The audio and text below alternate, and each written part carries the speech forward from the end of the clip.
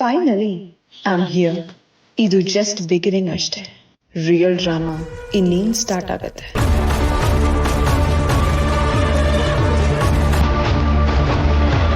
ಅಭಿ ಬಾಗಿಲು ಹಾಕ್ಕೊಂಡು ನೀನು ಹೊರ.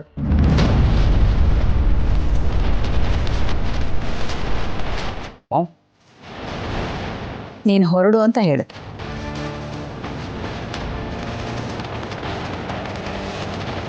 ಓಕೆ ಮಾ.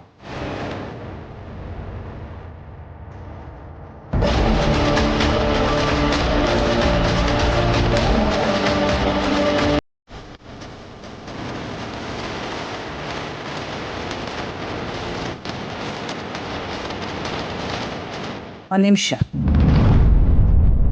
ಕೂತ್ಕೊ ಅಂತ ನಾನು ಹೇಳಿದ್ನ. Sorry ma'am.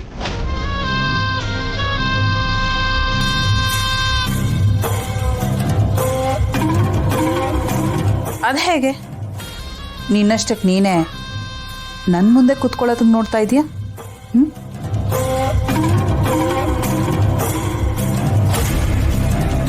ನಾನು ಯಾರು, ನನ್ನ ಬ್ಯಾಕ್ಗ್ರೌಂಡ್ ಏನು ಅಂತ ಗೊತ್ತಾ ನಿನಗೆ?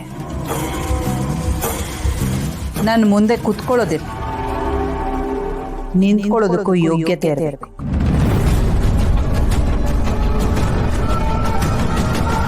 ಆ ಯೋಗ್ಯತೆ ನಿನಗಿದೆಯಾ?